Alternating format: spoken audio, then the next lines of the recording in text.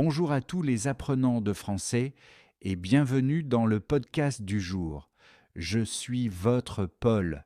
Ça va bien aujourd'hui? Oh, merci. Je suis contente de parler du français aujourd'hui. Moi aussi. Vous savez, d'après mon expérience, une des choses les plus difficiles quand on apprend une langue, c'est de passer de comprendre à parler. Vous avez remarqué ça vous aussi? Oui, tout à fait.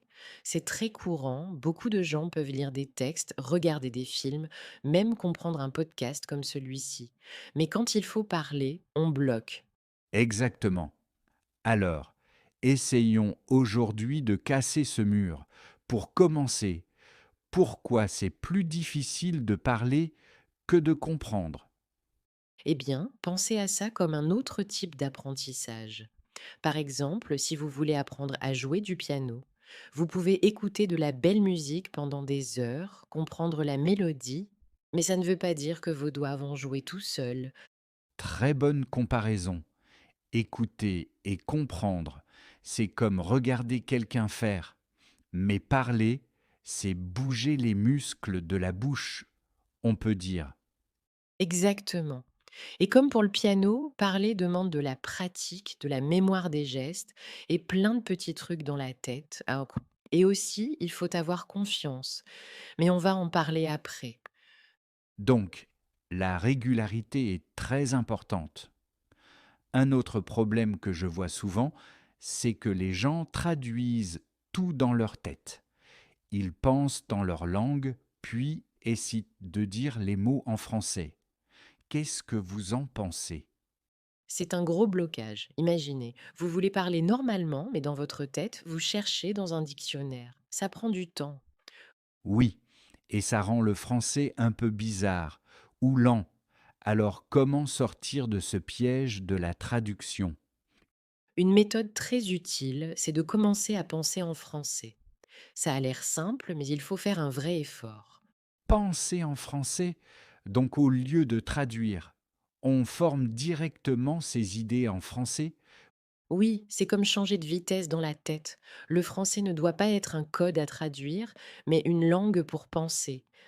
D'accord, ça m'intéresse. Mais comment on fait ça? On ne peut pas juste appuyer sur un bouton et commencer à penser dans une autre langue.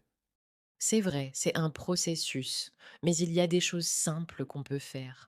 Par exemple, créer un environnement en français, même si vous ne vivez pas dans un pays francophone. Donc il faut mettre du français autour de soi le plus possible. Exactement. Écoutez de la musique en français, regardez des films ou des séries, lisez des livres faciles, changez la langue de votre téléphone. C'est comme entraîner votre oreille à entendre le rythme et les mots du français, non? Oui, c'était exactement ça. Et plus vous entendez du français, moins vous aurez besoin de traduire. Les phrases viendront plus facilement dans votre tête.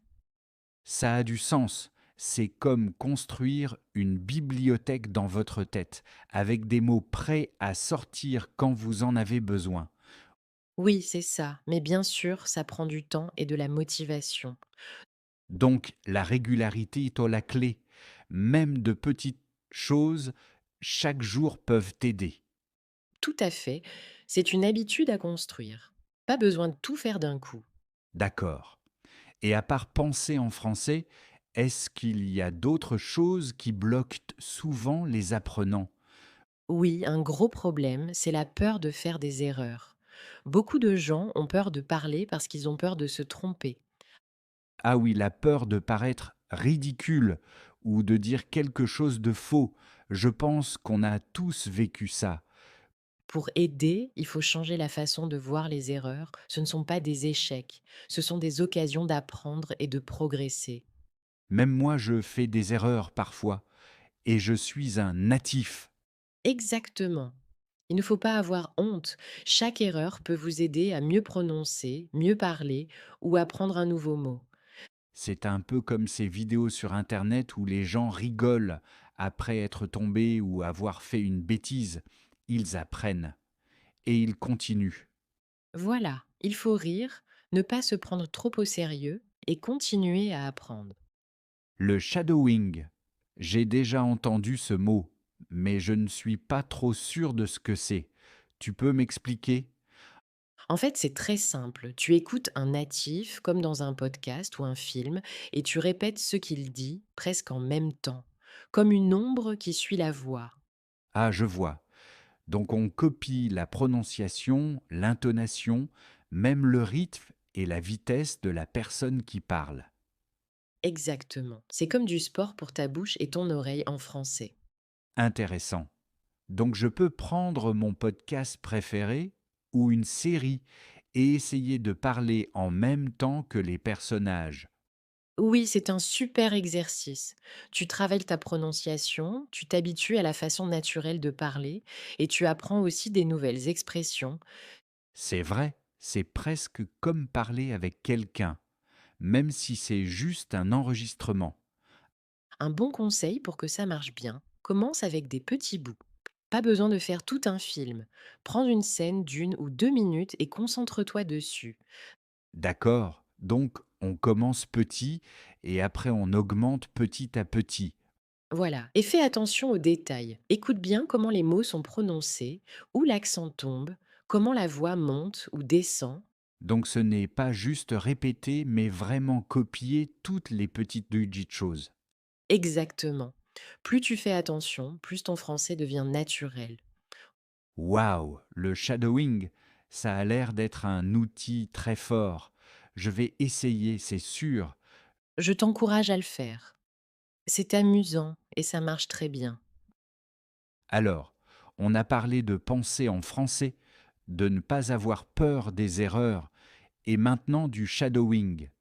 Tu as d'autres conseils pour avoir plus confiance quand on parle? Oui, une chose très simple mais qu'on oublie souvent, il ne faut pas sous-estimer les petites phrases de tous les jours.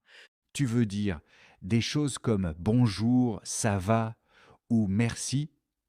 Oui, tout à fait. Ces phrases ont l'air simples, mais elles sont très importantes. Ce sont les bases de toutes les conversations. C'est logique. C'est comme avoir une boîte à outils pour toutes les situations.